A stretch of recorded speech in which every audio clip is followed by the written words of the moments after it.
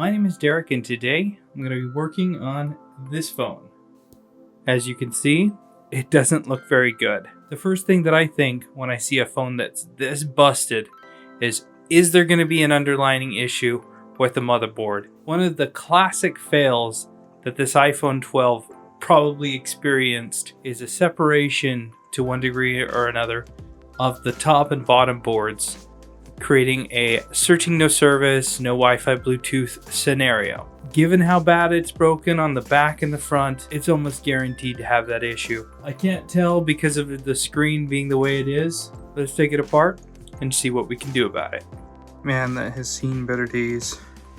It's almost like it got kind of whacked from the back, shattered out the front. It's almost like it's kind of cupped. It's no longer flat. It's been pushed up like that. Got a replacement screen just so we can get it on and see if it's got any other issues. I can see the dot projector wanting to work. If you look very carefully, you can see those flashes. Go ahead and turn it off. The touch still works. Everywhere, the digitizer's still working. That's crazy. And we'll take out the bottom screws. All right, we've got a new screen connected, battery connected. Let's go ahead and power it on. And when it boots up, we'll see if it has service. All right, it's really faint because I don't have the proximity sensor connected.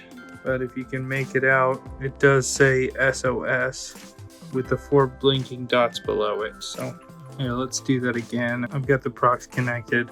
All right, now we're on full brightness, and there at the top you can see it's trying to search. SOS. So yeah, we're stuck at this position. Wi-Fi is completely grayed out. Bluetooth is just sitting there thinking. All right, we've got the battery out, and you can almost see there's like a curvature to the board. It's curving ever so slightly. And pull out the motherboard, and there, if we look down it, you can almost, it's a little bit more obvious now that there's that bend in it. All right, in preparation for splitting the board, what we're gonna do is add some isopropyl alcohol to all of the sponge protectors for the FPC connectors. And we're gonna let the isopropyl alcohol loosen the grip so that we can pull them off. And if you take your time with this, you'll just be able to reapply it easily. If you don't take these off, when the heat gets to them, they'll shrivel. And apart from that just being annoying, it can cause issues. On the back, we've got a sticker that we gotta deal with as well. Peel that up.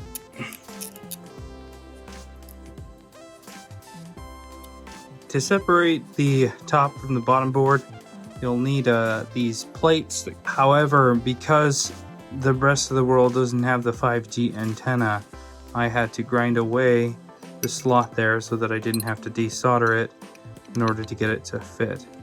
So adjusting your tools, sometimes is required, but that will now work for board separation without having to touch the 5G antenna. I'm going to screw on this little assistive tool to help remove the motherboard when the time comes. Go ahead and turn it on. And I'm going to select the board and make sure that it's on the 12 Pro Max. We'll turn it on and we'll let it heat up. And when the time comes, we'll lift it. I'm going to take my tweezers and I'm going to give it little nudges here and there just to see if it starts to move. We don't want to start lifting before we can. Otherwise, we might pull pads that have been weakened. And I'm assuming we're going to find some pulled pads, so I'm really going to take my time. I'll have about 2 minutes once this fully heats up before it starts to cool down. That's its preset. So we're just going to watch for it to start to move by little taps with the tweezers. And then we'll pull it up. We're almost at temperature now. All right, we're at 250 degrees Celsius. Shouldn't take long before we start to see movement. I can already see a little bit of bubbling of the flux around the perimeter. A little bit of movement, but I need to see more. I can see more bubbling. We're a minute down. We have a minute before it starts to cool down. So we got time to lift it up.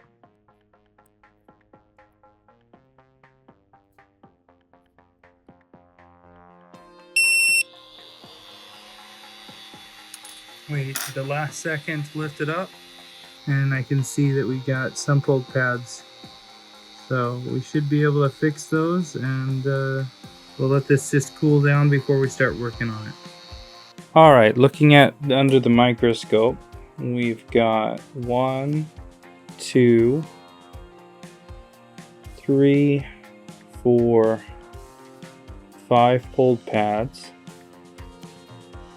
They're all right there on the inside, kind of where the curve was happening.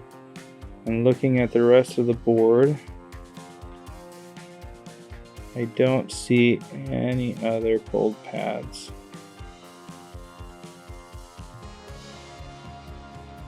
That all looks good. That all looks good.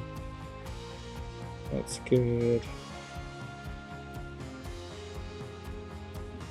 Alright, and there's that first one. Let's take a look at. So here we've got this capacitor turned sideways. So this one right here. So if we look at it, what does it connect to? It connects to the CPU. And what does it correspond with down below? Almost looks like it connects to ground. But we're supposed to get a reading there of 3.4. And then we've got over here on the corner of the CPU. So right here we've got an open line on this side, but that goes over. And would you look at that? That's definitely one of the reasons we don't have service. And then we count 1, 2, 3, 4. Down from there, 1, 2, 3, 4. And then we'll be counting another 4. So here, and then 1, 2, 3, 4. So let's look at this one right here. Again, this one, 1, 2, 3, 4.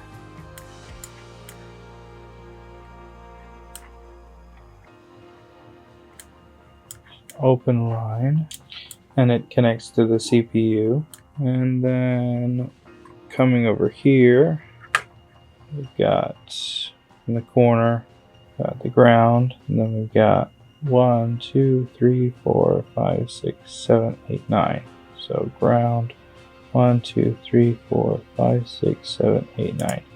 This one connects to the power management. So most likely power is coming through here, traveling through here, through this resistor. Alright, it's hard to say exactly what these do without looking at the schematic, but needless to say, it looks like every single one of them we do need to replace. So let's do that. Alright, so what we're going to do is I'm going to find the right size pad that I want to use. These ones are perfect.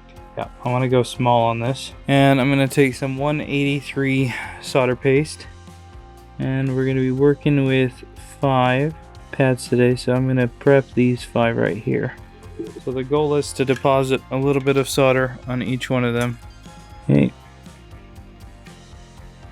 Just like that. 2.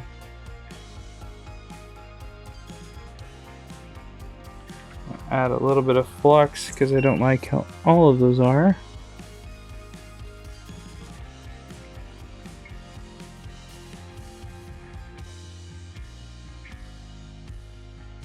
Alright, now we'll just take one of these at a time, carefully peel it up, and we'll transfer it up to the motherboard where it's gonna go. We'll put that one there. Come back and grab this one.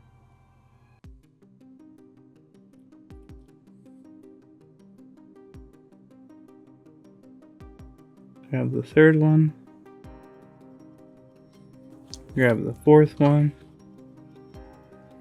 And we'll grab the fifth and last one. And we'll put it where it's gonna go. So I'm going to try to do this without disturbing any of the solder joints around it. We can reball this one if we have to, but I'd prefer not to reball it. And because each one has the correct amount of solder on it with the corresponding side, and it has the spacers that will allow me to compress on it, I'm really going to try to avoid touching the other joints when soldering these on. So what I'm going to do is we'll hold it down with the tip of the scalpel here.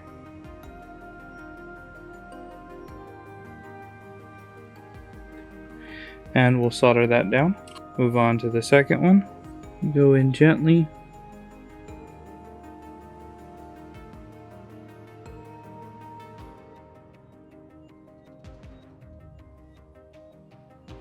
And we'll solder it on. We'll move over to the next one.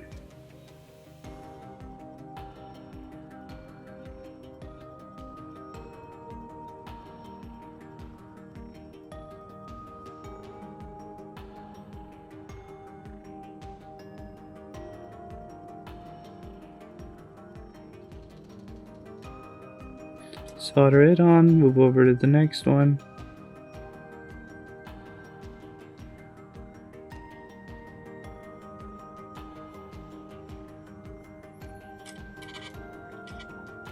And then move over to the last one, and this one's going to be a little awkward.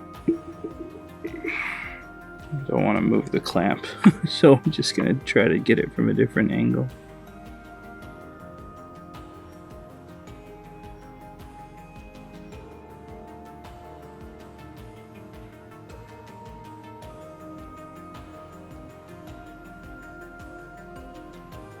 Alright, that one's down.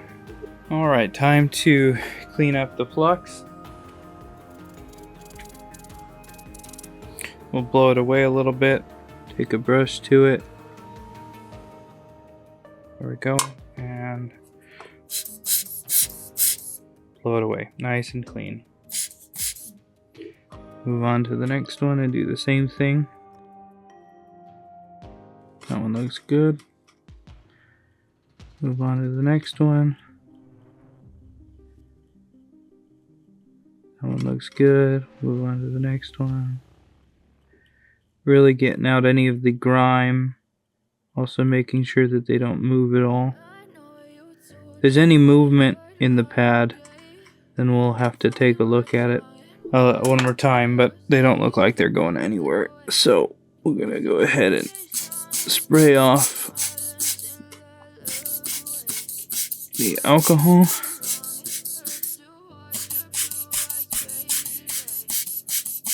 Make it bone dry. I'm gonna take a little bit of UV mask, and we're gonna put a teeny drop on each one. Yeah, I'm about to fade away, 'cause every time I wake up I feel like it's Monday. Something's going wrong with all the chemicals up in my brain. All of a sudden I don't look at anything the same way. Gotta build up of my thoughts sitting in an ashtray. I'm sorry that I'm so inconvenient, okay. Just let me be me and I'll stay out of your way. I can see the way you look at me, I'm such a disgrace. I never really asked to be brought into this place. You wanna love me? Well then baby I have a taste. All the highs Like and the that. lows, no you'll never be the same. And then we're gonna get it to kind of go down and cup around By my side, maybe we could be okay. Okay, maybe you could be the and fill in that little gap. I promise that I've never felt this way. I really hope that you will choose to stay through all the pain. That'll probably do it naturally. Let's see, this one's starting to do it naturally. Help it along there. That's good. This one has a little too much. See if we can get some off.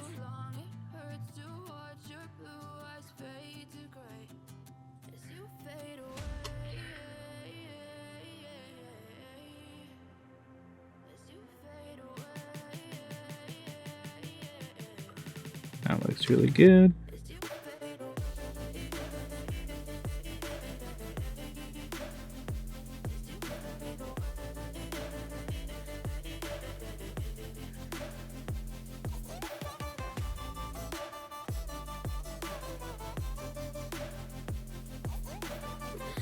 And there we go. So each one has a little bit of UV mask.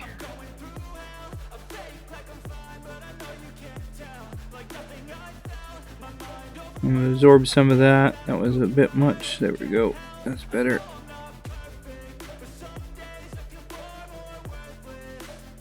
This one also has maybe just a touch too much.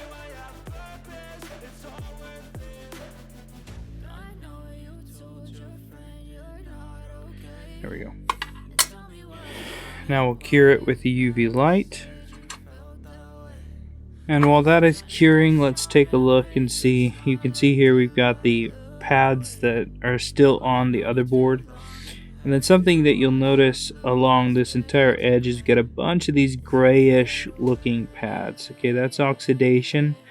That happens when there's basically, when the solder has access to air, which basically means, and you can see everything else is nice and shiny. We've got the occasional one that's dark, but for the most part everything's nice and shiny as we look around.